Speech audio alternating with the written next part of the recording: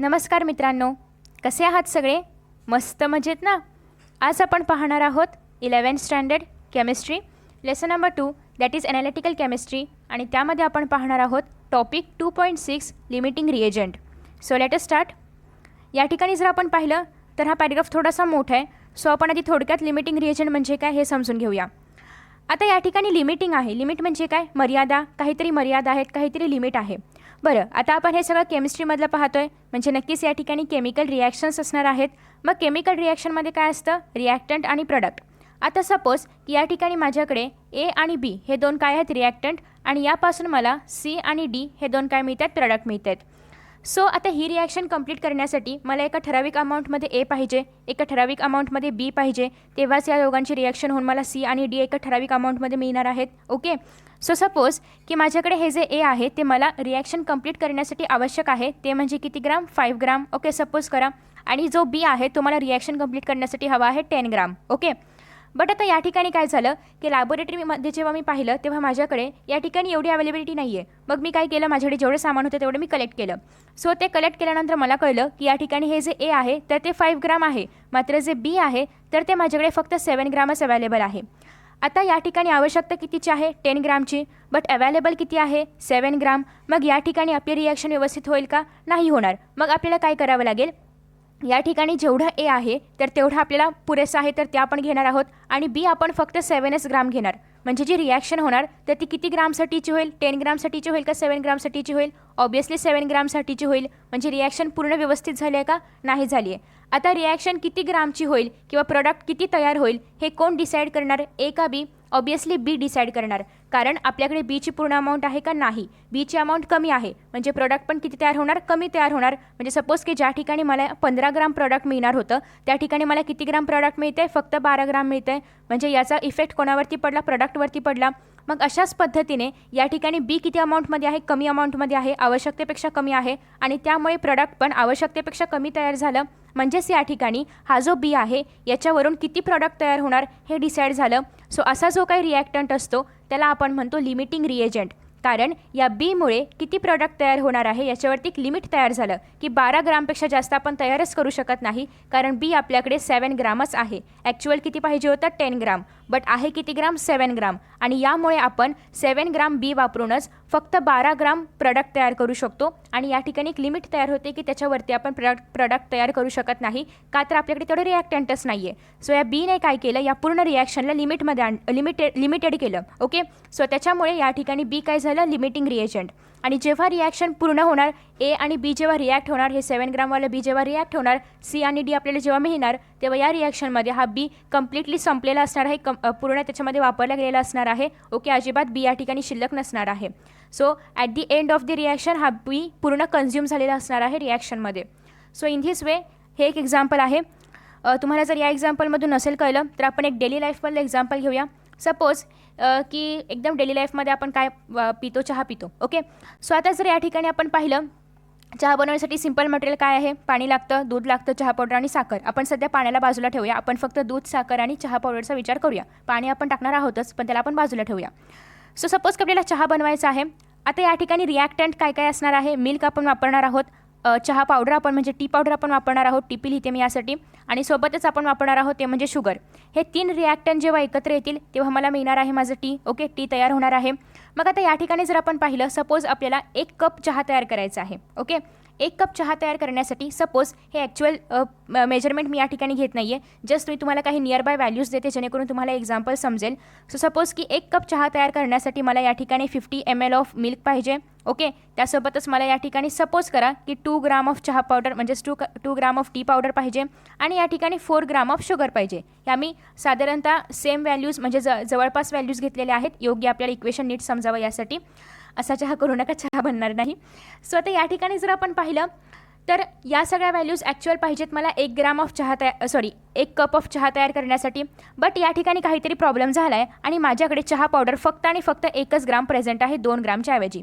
मग 1 ग्राम चहा पावडरमध्ये मी पूर्ण 1 कप चहा बनवू शकते का? नाही. एकतर त्या चहाला चव येणार नाही पहिली गोष्ट. दुसरी गोष्ट त्याला कलर पण ॲक्च्युअल जसा आपल्याला चहाला एकदम कडक चहाला कलर हवा असतो तर त्याप्रमाणे त्याला कलरही येणार नाही. म्हणजे या ठिकाणी आपल्या चहा म्हणजेच प्रोडक्ट व्यवस्थित मिळेल का? नाही मिळणार. म्हणजेच या ठिकाणी हा जो चहा पावडर आहे, भलेही तुमच्याकडे मिल्क 50 ml असो, 100 ml असो, 500 ml असो, किती काय ml असे ना, पण जर चहा पावडर 1 ग्राम आहे तर तुमच्याकडे एवढं मिल्क असून काय उपयोग आहे का? नाही. मग आता या ठिकाणी किती चहा बनवायचा हे कोण डिसाईड करणार? चहा पावडर. तुमच्याकडे जर 1 ग्राम चहा पावडर आहे, तुम्हाला या ठिकाणी ऑब्व्हियसली तुम्हाला शुगरची क्वांटिटी पण 2 ग्राम करावी लागणार, मिल्कची क्वांटिटी पण 25 ml करावी लागणार, कारण तुमच्याकडे चहा पावडर किती आहे? कमी आहे. आणि मग याच्या आधारावर तुम्ही काय केलं, ज्याप्रमाणे तुमच्याकडे चहा पावडर आहे त्याप्रमाणे तुम्ही बाकीच्या क्वांटिटी रिड्यूस केल्या, म्हणजे तुमचं जे काही चहा तयार होईल ते कशाच्या अकॉर्डिंगली तयार होणार? चहा पावडरच्या अनुसार. ओके, चहा पावडर डिसाईड करणार की किती चहा तयार करायचा. म्हणजे या ठिकाणी जर तुम्ही पाहिलं तर रिॲक्टंटमध्ये जो रिॲक्टंट कमी असेल तो डिसाईड करतो की किती प्रोडक्ट तयार होणार. आणि ॲट दी एंड जर तुम्ही पाहिलं तर या ठिकाणी तुमचं सगळं चहा पावडर कन्झ्युम होणार आहे आणि या ठिकाणी जे एक्सेस अमाऊंट ऑफ शुगर वगैरे प्रेझेंट होतं तर ते मात्र तसंच राहणार आहे, कारण ते यूजच केलं जाणार नाही. कारण किती घ्यायचं किती नाही घ्यायचं हे कोण ठरवणार आहे? जे सगळ्यात कमी रिॲक्टंट असेल ते. सो या ठिकाणी लिमिटिंग रिएजंट काय झालं? चहा पावडर. तर अशा पद्धतीने जर आपण पाहिलं तर रिॲक्शनमध्ये लिमिटिंग रिएजंट कोण असतो? जो प्रोडक्ट किती होणार हे ठरवतो आणि सोबतच त्याची क्वांटिटी खूप कमी असते त्या एकूण रिॲक्टंटच्या ग्रुपमध्ये, त्याला आपण म्हणतो लिमिटिंग रिएजंट. ओके, सो सगळ्यात पहिल्यांदा जेव्हा आपण लिमिटिंग रिएजंटवरचे क्वेश्चन सॉल्व करणार तेव्हा सगळ्यात महत्त्वाची गोष्ट म्हणजे ते जे इक्वेशन आहे किंवा ती जी रिॲक्शन आहे तर ती बॅलन्स्ड असली पाहिजे. जेवढे मॉलिक्युल्स किंवा जेवढे नंबर ऑफ ॲटम्स आणि मॉलिक्युल्स प्रेझेंट आहेत रिॲक्टंटमध्ये तेवढेच प्रेझेंट असले पाहिजेत प्रोडक्टमध्ये. सो याला आपण म्हणतो बॅलन्स रिॲक्शन. जर बॅलन्स रिॲक्शन दिली असेल नसेल तर तुम्हाला बॅलन्स करणं गरजेचं आहे आणि मगच तुम्ही लिमिटिंग रिएजंटवरचे एक्झाम्पल सॉल्व करू शकता, नाहीतर एक्झाम्पल चुकणार. सो आता या ठिकाणी जर आपण पाहिलं सगळ्यात महत्त्वाचं अमाऊंट बॅलन्स्ड पाहिजे, म्हणजे जे पण तुम्ही स्टॉइकोमेट्रीसाठी करता तेच तुम्हाला या ठिकाणी थोड्याफार प्रमाणामध्ये आवश्यक आहे. तुम्हाला सगळ्यात पहिल्यांदा सगळे रिॲक्शन जे असेल तर ती पूर्ण रिॲक्शन बॅलन्स्ड असली पाहिजे. सो आता आपण हे वाचूया काय सांगितले, कारण आपल्याला हे पुस्तकात दिलं आहे तर वाचणं गरजेचं आहे.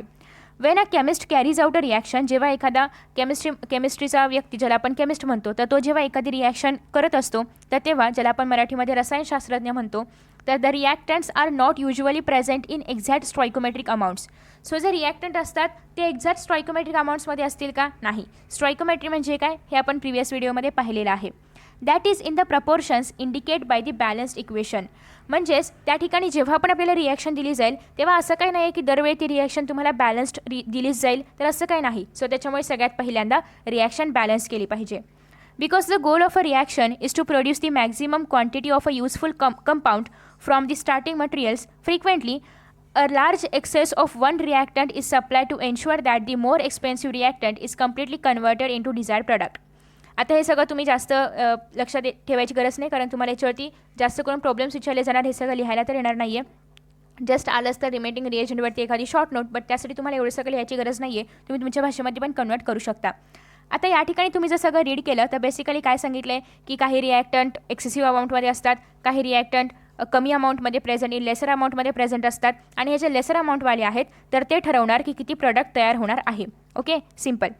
नेक्स्ट आहे की जे रिॲक्टंट लेसर अमाऊंटमध्ये असतात तर ते ऑब्व्हियसली कन्झ्युम्ड होणार आणि त्याच्यानुसार किती प्रोडक्ट तयार होणार हे ठरतं आणि त्या लेसर रिॲक्टंटला आपण म्हणणार आहोत लिमिटिंग रिएजंट. Okay, simple. ह्याला सोडून द्या बाकीच्याला. आता नेक्स्ट या ठिकाणी तुम्हाला समजावं यासाठी अजून एक एक्झाम्पल यांनी घेतलेलं आहे. एक्झाम्पलमध्ये काय काय घेतलेलं आहे बघा. नायट्रोजन डायऑक्साईड एक आहे आणि नायट्रिक ऑक्साईड, हे ऑक्साईड आहे, नायट्रिक ऑक्साईड एक आहे. ओके, आणि त्यासोबतच आहे ते म्हणजे ऑक्सिजन. आता जेव्हा या ठिकाणी आपल्याला नायट्रोजन डायऑक्साईड तयार करायचं आहे तर त्यासाठी आपण नायट्रिक ऑक्साईड प्लस ऑक्सिजन करणार आहोत. रिॲक्शन बॅलन्स आहे का ते आधी पाहायचं आहे. इथे 2 मॉलिक्युल्स ऑफ एन आहेत म्हणजेच नायट्रोजन, या ठिकाणी पण 2 मॉलिक्युल्स ऑफ नायट्रोजन आणि या ठिकाणी 2 मॉलिक्युल्स ऑफ ऑक्सिजन, 4 मॉलिक्युल्स आणि या ठिकाणी पण 4 molecules of oxygen. So reaction कशी आहे? बॅलन्स्ड आहे. आता या ठिकाणी क्वेश्चन काय आहे की suppose initially we have 8 moles of NO, म्हणजेच या ठिकाणी नायट्रिक ऑक्साईडचे आपल्याकडे 8 मोल्स आहेत आणि 7 मोल्स ऑफ ऑक्सिजन. आपल्याकडे नायट्रिक ऑक्साईडचे सगळ्यात सुरुवातीला किती मोल्स आहेत? 8 मोल्स आहेत आणि ऑक्सिजनचे किती आहेत? 7 मोल्स आहेत. Okay, so one way to determine which of the two reactants is the limiting agent is to calculate the number of moles NO2 obtainable from the given initial quantities of NO and O2.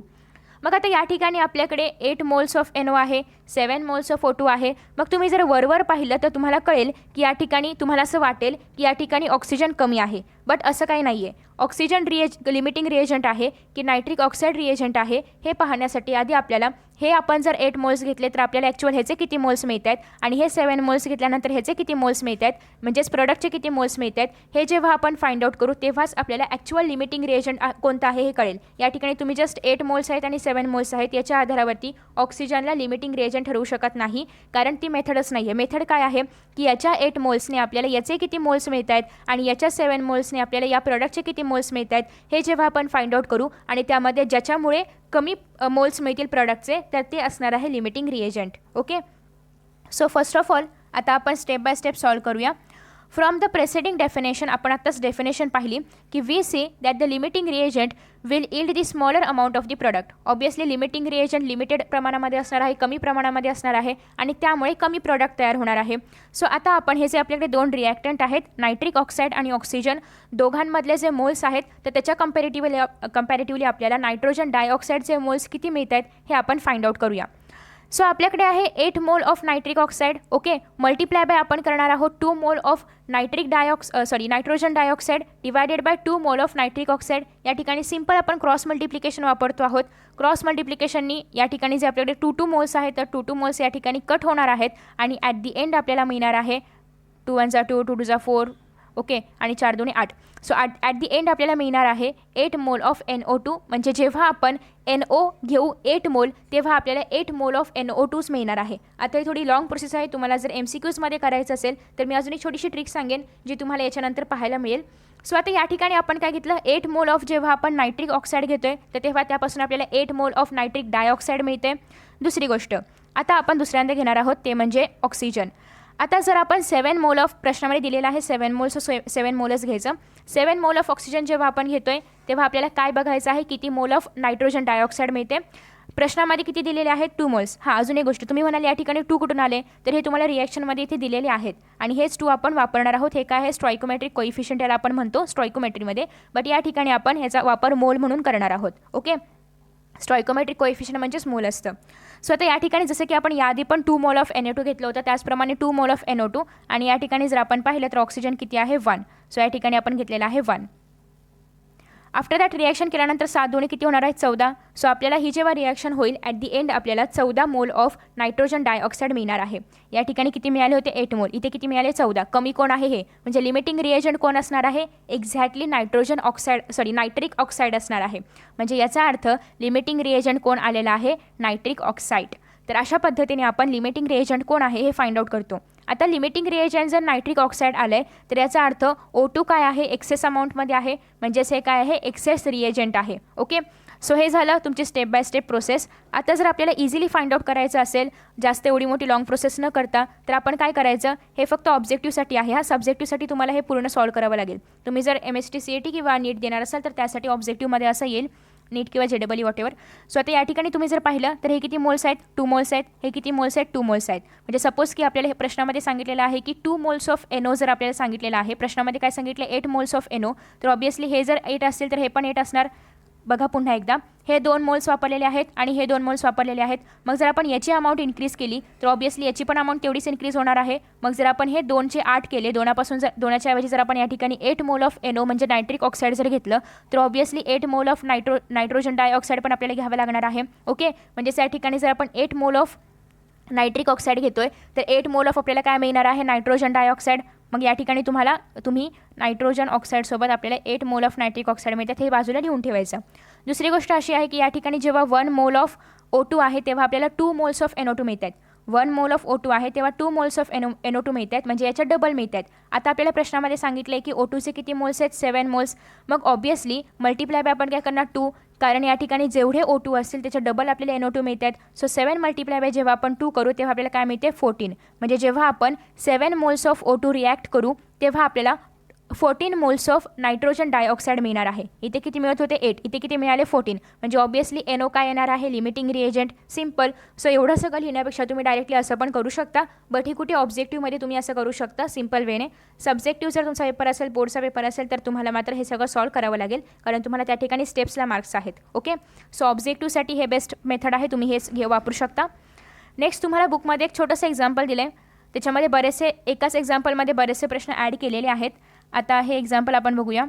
हे example आपल्याला step by step पाहावं लागेल, कारण हे example बोर्डच्या दृष्टीने महत्त्वाचं आहे आणि त्याच्यामुळे आपण हे स्टेप बाय स्टेप पाहूया. मग अशी ट्रिक तुम्ही या ठिकाणी वापरू शकता, बट शक्यतो वापरू नका, कारण तुम्हाला या ठिकाणी आन्सर मोठं लिहायचं आहे. सो ते मोठं कसं लिहायचं हे पण तुम्हाला माहीत असलं पाहिजे. So let us see. Reaction काय आहे? युरिया दिलेला आहे आपल्याकडे, that is NH2 twice CO is prepared by reacting ammonia with carbon dioxide. So ammonia आहे आणि कार्बन डायऑक्साईड या दोघांची जेव्हा रिॲक्शन होईल तेव्हा त्यापासून आपल्याला ॲमोनिया मिळणार आहे, युरिया मिळणार आहे आणि एक एक्स्ट्रा प्रॉडक्ट ते म्हणजे या ठिकाणी वॉटर पण आपल्याला मिळणार आहे. ओके. सो आता या प्रोसेसमध्ये आपल्याकडे जे ॲमोनिया आहे तर ते किती आहे? 637.2 ग्राम. ओके, हे किती आहे आपल्याकडे? 637.2 ग्राम. 1 मोल ऑफ ॲमोनिया सांगितलेला आहे आपल्याला आणि रिॲक्शनमध्ये 2 मोल आहे. सो या ठिकाणी तुम्हाला 1 मोल ऑफ ॲमोनियाचंच अमाऊंट सांगितलेलं आहे, दॅट इज 637.2 ग्राम. नेक्स्ट आहे किती कार्बन डायऑक्साईडसोबत रिॲक्ट केलेला आहे? 1142 gram of carbon dioxide. So आता या ठिकाणी पहिला प्रश्न असा आहे की लिमिटिंग रिएजंट कोणता आहे?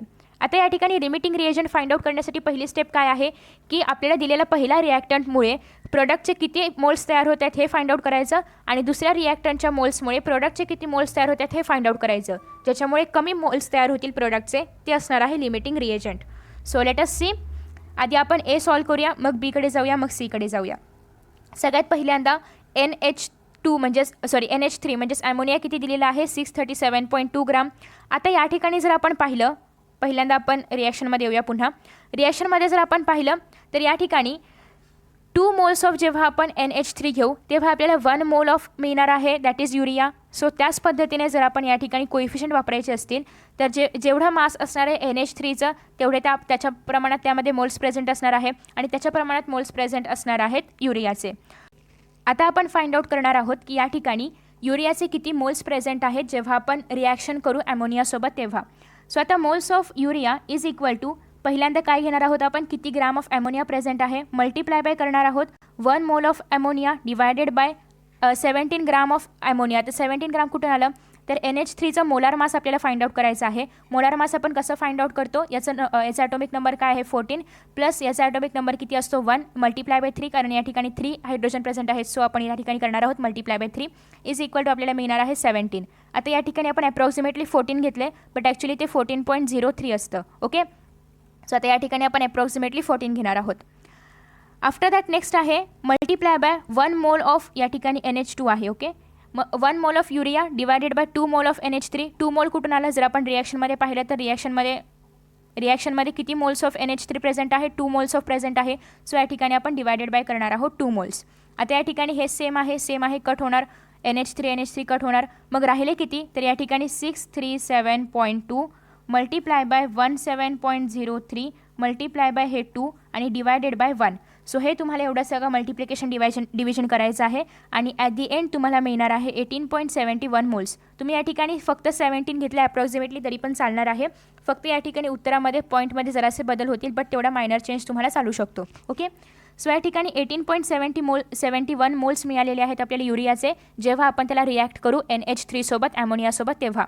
आता सेकंड आपल्याला काय करायचं आहे की सिमिलरली कार्बन डायऑक्साईडसोबत जेव्हा आपण युरियाला रिॲक्ट करू तेव्हा किती मोल्स मिळतील हे फाइंड आउट करायचं आहे. कार्बन डायऑक्साईड किती अमाऊंटमध्ये प्रेझेंट आहे? 1142 ग्राममध्ये. सो आता सिमिलरली सेम प्रोसेस आपल्याला या ठिकाणी करायची आहे की किती मोल्स आपल्याला मिळतील is equal to given mass of the carbon dioxide multiply by किती मोल्स ऑफ कार्बन डायऑक्साईड आहेत. रिॲक्शनमध्ये तुम्ही जर पाहिलं तर 1च मोल ऑफ कार्बन डायऑक्साईड आहे. Okay. So 1 mole divided by जर तुम्ही कार्बन डायऑक्साईडचं मोलार मास फाइंड आउट केलं तर कार्बनचा ॲटॉमिक नंबर असणार आहे 12 आणि या ठिकाणी 16 2 32 2 का तर 2 ॲटम्स प्रेझेंट आहेत त्याच्यामुळे 2. सो ॲडिशन करणार आहोत आपण या ठिकाणी 32. सो जेव्हा आपण 32 ॲड करू तेव्हा आपल्याला मिळणार आहे 44. सो मोलार मास आहे कार्बन डायऑक्साईडचं ते म्हणजे 44 gram is equal to multiply by या ठिकाणी तुम्हाला करायचं आहे किती मोल्स ऑफ युरिया प्रेझेंट आहे? 1 मोल प्रेझेंट आहे, आपण मगाशीच पाहिलं होतं. डिवायडेड बाय किती मोल ऑफ CO2 प्रेझेंट आहे? 1 मोल ऑफ CO2 प्रेझेंट आहे. ओके. सो हे सगळं डिव्हिजन झाल्यानंतर हे दोन कट होतील कारण सिमिलर टर्म्स आहेत. सिमिलर टर्म्स कट होतात हे तर तुम्हाला माहिती आहे. सो आता राहिलं काय? 1142 मल्टिप्लाय बाय हे 1 डिवायडेड बाय हे 44. सो तुम्ही जेव्हा हे सगळं डिव्हिजन मल्टिप्लिकेशन कराल तेव्हा तुम्हाला मिळणार आहे या ठिकाणी 25.95 मोल ऑफ युरिया. सो या ठिकाणी किती मोल्स होते, 18 मोल्स होते ॲप्रॉक्सिमेटली. या ठिकाणी किती मोल्स आहेत, 25 मोल्स आहेत. म्हणजे कमी मोल्स कुठे आहेत, या ठिकाणी आहेत. म्हणजे ॲमोनिया जेव्हा आपण रिॲक्ट करू युरियासोबत तेव्हा आपल्याला कमी मोल्स मिळणार आहेत. सो या ठिकाणी लिमिटिंग एजंट कोण झालं, ॲमोनिया, सिम्पल. सो या ठिकाणी ॲमोनिया काय आहे, लिमिटिंग रिएजंट आहे. तुम्ही या ठिकाणी बघू शकता की स्मॉलर अमाऊंटमध्ये कोण प्रेझेंट आहे, या ठिकाणी ॲमोनिया, आणि देअरफॉर ॲमोनिया काय आहे, लिमिटिंग रिएजंट आहे. ओके. आफ्टर दॅट नेक्स्ट जर आपण पाहिलं बी. आता बीमध्ये आपल्याला काय सांगितलं आहे, कुठे गेला बी, येस, बीमध्ये आपल्याला सांगितलेलं आहे की calculate the mass of urea. आता या ठिकाणी किती युरिया तयार होईल हे आपल्याला फाइंड आउट करायचं आहे. आता जर सगळ्यात पहिल्यांदा आपण पाहिलं तर सगळ्यात पहिल्यांदा आपल्याला युरियाचं मोलार मास किती आहे ते फाइंड आउट करावं लागेल. मोलार मास आपण कसं फाइंड आउट करतो, नायट्रोजनचं ॲटॉमिक नंबर आहे 14 किंवा ॲटॉमिक मास आहे 14, सॉरी ॲटॉमिक नंबर नाही, ॲटॉमिक मास आहे 14. नेक्स्ट जर आपण पाहिलं या ठिकाणी H2 जर आपण पाहिलं तर किती येणार आहे 2. आता या ठिकाणी हे ट्वाईस आहे म्हणजे पुन्हा एकदा आपल्याला मल्टिप्लाय बाय 2 करावं लागेल आणि मल्टिप्लाय बाय 2 करावं लागेल. आफ्टर दॅट कार्बन किती आहे 12 आणि O म्हणजेच ऑक्सिजन किती आहे 1, त्याच्यामुळे 16. आता या ठिकाणी 28 + 4 + 12 + 16 हे सगळं जेव्हा तुम्ही ॲड कराल तेव्हा या ठिकाणी तुम्हाला मिळणार आहे 60. सो 60 काय आलेलं आहे या ठिकाणी, molar mass of urea.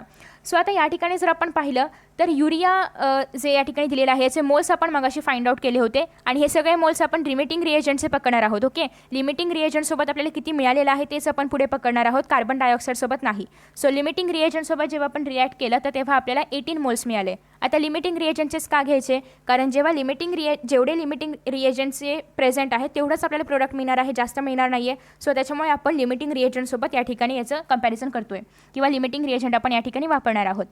So आता किती मास ऑफ युरिया प्रेझेंट आहे किंवा फॉर्म आहे हे आपल्याला फाइंड आउट करायचं आहे. So mass of urea is equal to किती मोल्स प्रेझेंट आहेत मल्टिप्लाय बाय त्याचं मोलार मास किती आहे आणि डिवायडेड बाय किती मोल्स तयार झाले होते या रिॲक्शनमध्ये किती मोल्स आहेत युरियाचे, सिंगल मोल आहे. ओके. सो हे सगळं डिवाइड मल्टिप्लाय केल्यानंतर तुम्हाला मिळणार आहे दॅट इज 18.71 मल्टिप्लाय बाय 60. तुम्ही ॲप्रॉक्सिमेटली या ठिकाणी 60 करू शकता, 0.6 नाही केलं तरी पण चालणार आहे कारण 0.6 मायनर आहे. सो आता या ठिकाणी जेव्हा तुम्ही हे मल्टिप्लाय कराल तेव्हा तुम्हाला मिळणार आहे 1124 gram of urea. Okay. So अशा पद्धतीने तुम्हाला या ठिकाणी युरिया किती तयार होईल याचा मास मिळालेला आहे that is 1124 gram. Next third question असा आहे की how much excess reagent is left at the end of the reaction. Excess reagent कोण असणार आहे या ठिकाणी, लिमिटिंग रिएजंट कोण होता, ऑब्वियसली ॲमोनिया. सो ॲमोनिया सोडून दुसरा रिॲक्टंट कोणता आहे, carbon dioxide. So carbon dioxide काय असणार आहे, एक्सेस रिएजंट. आता या ठिकाणी त्यांनी विचारलेलं आहे की रिॲक्शन झाल्यानंतर किती कार्बन डायऑक्साईड किंवा किती एक्सेस रिएजंट प्रेझेंट आहे हे तुम्हाला या ठिकाणी विचारलेलं आहे. सो आता त्यासाठी आपण काय करणार आहोत, सेम सिम्पल तीच मेथड आपण करणार आहोत. बट या ठिकाणी आपल्याला किती राहिलेत हे काढण्याच्या आधी आपण किती वापरलेलं आहे कार्बन डायऑक्साईड हे फाइंड आउट करणार आहोत. सो वापरलेला टर्म आपण एकूण टर्ममधून सबट्रॅक्ट करणार, मग आपल्याला रिमेनिंग टर्म मिळणार. कसं ते आपण बघूया. या ठिकाणी किती कार्बन डायऑक्साईड वापरले हे आपण कसं फाइंड आउट करणार, सिम्पल आधीच्याच मेथडने की किती नंबर ऑफ या ठिकाणी युरिया प्रेझेंट आहे मल्टिप्लाय बाय किती मोल ऑफ कार्बन डायऑक्साईड आहे डिवायडेड बाय किती मोल ऑफ युरिया आहे. आता या ठिकाणी आपण युरिया का घेतोय, कारण ते काय तयार झालेलं आहे, प्रोडक्ट. ओके. जेवढं या ठिकाणी कार्बन डायऑक्साईड होतं तेवढंच या ठिकाणी जेवढे या ठिकाणी युरिया फॉर्म झाले त्याच्यासाठीच या ठिकाणी आपण कार्बन डायऑक्साईड वापरतोय, त्याच्यामुळे आपण युरिया आणि कार्बन डायऑक्साईडचं रिलेशन घेतोय. ओके. सो आता या ठिकाणी जर आपण पाहिलं तर मोल्स ऑफ युरिया किती आहेत 18, तुम्ही ॲप्रॉक्सिमेटली 18 घेऊ शकता. मल्टिप्लाय बाय या ठिकाणी 1 mole of carbon dioxide present आहे रिॲक्शनमध्ये डिवायडेड बाय युरियाचं पण 1च मोल प्रेझेंट आहे multiply bye molar mass of carbon dioxide divided by 1 मोल. आता या ठिकाणी हे मोल्स आणि हे मोल्स कट होतील, हे मोल्स आणि हे मोल्स कट होतील, म्हणजे राहिलं किती 18.71 मल्टिप्लाय बाय 44.01. हे जेव्हा मल्टिप्लाय कराल तेव्हा तुम्हाला एक अमाऊंट मिळेल. हे काय असणार आहे की किती कार्बन डायऑक्साईड रिॲक्शनमध्ये वापरलं गेलं हे आपल्याला या ठिकाणी मिळालं. बट आपल्याला क्वेश्चनमध्ये काय विचारलं होतं, किती शिल्लक राहिलं हे विचारलं, किती वापरलं हे नाही. सो किती शिल्लक राहिलं हे कसं फाइंड आउट करायचं, ॲक्च्युअल कार्बन डायऑक्साईड किती दिलं होतं आपल्याला या ठिकाणी प्रश्नामध्ये 1142 ग्राम. सो 1142 ग्राममधून जेव्हा आपण 823 ग्राम सबट्रॅक्ट करू तेव्हा आपल्याला जी व्हॅल्यू मिळणार आहे तर ती असणार आहे किती amount of carbon dioxide remain राहिलं किंवा लेफ्ट राहिलं तर ते. सो किती amount of carbon dioxide left आहे 319 ग्राम. तर अशा पद्धतीने आपण लिमिटिंग रिएजंटचे इक्वेशन सॉल्व करतो. सगळ्यात पहिल्यांदा जर तुम्ही ऑब्जेक्टिव्हसाठी पेपर सॉल्व करणार असाल तर तुम्ही मगाशी सांगितल्याप्रमाणे सिंपल ट्रिक वापरू शकता. बट सब्जेक्टिव्हमध्ये तुम्हाला हे सगळं स्टेप बाय स्टेप करावं लागेल, कारण प्रत्येक स्टेपला मार्क असणार आहे. सो अशा पद्धतीने तुम्ही या ठिकाणी लिमिटिंग रिएजंट्स इक्वेशन सॉल्व करणार आहात. लिमिटिंग रिएजंटमध्ये जस्ट ज्याचे मोल्स, ज्याच्याकडून आपल्याला कमी मोल्स मिळणार आहेत, कमी मोल्स प्रोडक्ट मिळणार आहे, ते आपलं असणार आहे लिमिटिंग रिएजंट. आणि पुढे आपल्याला जे पण काही फाइंड आउट करायचं असेल त्या सगळ्यासाठी आपण लिमिटिंग रिएजंटमध्ये जो काही आपलं रिॲक्टंट असेल त्याचाच वापर आपण करणार आहोत. सो इन दिस वे आपण आजच्या व्हिडिओमध्ये लिमिटिंग रिएजंट पाहिलेला आहे. आय होप की तुम्हाला हा व्हिडिओ आवडला असेल. व्हिडिओ आवडला असेल तर नक्की लाईक करा, शेअर करा आणि अजूनही सबस्क्राईब केलं नसेल तर नक्की सबस्क्राईब करा. नोटिफिकेशन बेल आयकॉनवर क्लिक करा जेणेकरून तुम्हाला पुढील व्हिडिओज नोटिफिकेशन मिळत राहील. Thank you so much for watching this video. See you in next video. Bye bye.